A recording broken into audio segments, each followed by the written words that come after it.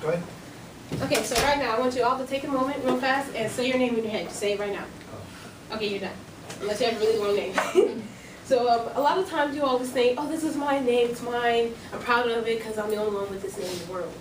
And actually you are. You are probably the most unique person that has your name. And you're proud of that. But that doesn't apply to everyone apparently, because I'm not really proud of my name. Or at least I wasn't. So 1996, it's June 12th, a baby is born. The baby's crying and the mom's holding the baby, and the mom says, this is my child, this is my daughter. And the dad comes to see the baby, and the dad says, oh man, this is my baby. Ooh. And the baby just keeps crying. She doesn't really like her dad apparently, but he holds her. 2 weeks later, the dad takes the baby to his parents' house, the baby's grandparents, and he literally, when the grandma opens the door, he holds out the baby, says, can you take care of her, seeing as I can't right now? And he literally drops the baby in the grandma's hands. From then on, the baby is living with her grandparents for the rest of her life. Every now and then, the dad will come and pick up the baby and bring the baby to go see her sisters and her other family members, but her sisters, she doesn't really like her sisters that much. Her sisters always take her stuff, they break her stuff, and they blame it on her. And she gets in trouble, and she's always telling her dad, Dad, I don't want to go see my sisters. I don't like them. Don't take me to my sisters. And the dad just doesn't care. He ignores the baby. He just says, go play with your sister, go do something. So this continues for 1.5 years. The baby is almost 2 years old. But one weekend, Daddy doesn't come to pick up the baby. Tick-tock goes the clock. Daddy never showed up. Granny, where's Daddy? He didn't come to pick me up today. The baby loves her dad, no matter what, even though he doesn't really seem to love her.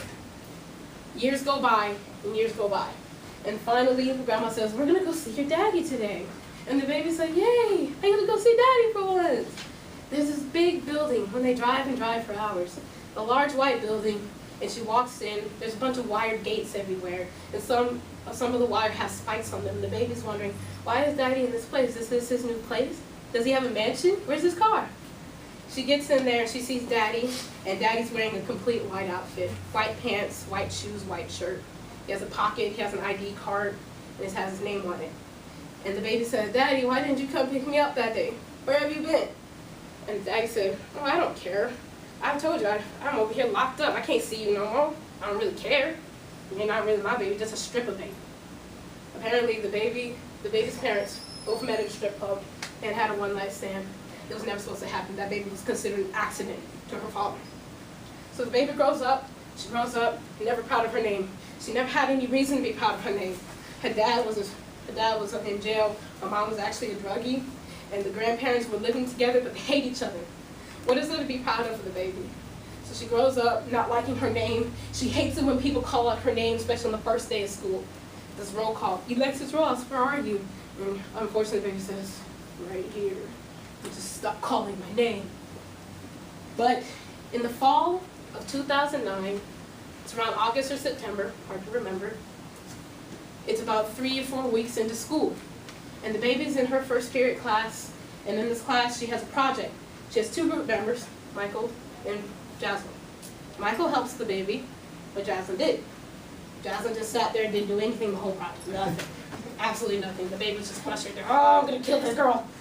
Finally, it's time for presentation. What the baby did was that she went and bought herself a new suit because she believes that new outfits and new clothes and new styles kind of show empowerment, they show determination, they show that she's ready to do something. And so she does her presentation, but the whole time she's shaking, she's nervous. She doesn't show it, but on the inside her stomach's doing jumps, she's crying. She wants to just run out the room and just start crying because she's scared. She's never had a presentation. So she does the presentation, she's looking at the faces of the audience, and she looks at her teacher. Her name was Mrs. Harden. Her face when the baby was presenting, the baby swore it was disgust, and so she was really almost about to start crying. Presentation's over. A student says, is this your first presentation? Baby says, yes. And he didn't say anything else. Ms. Harden and Ms. Womack, who was paneling, said, that's good. I want you to do BPA. And the baby's like, what? I thought I did bad. What happened? And so she's like, nah, that's what I need in presentation management. I want you to come to BPA, and I want you to try it out. So the baby does it. She does it for 4 years. And each year, her love for her name grew and grew and grew.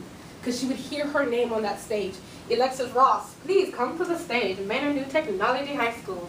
She loved it. She was jumping for joy. She was dancing. She was prancing. She did everything she could just to hear her name on that stage. She loved every minute of it.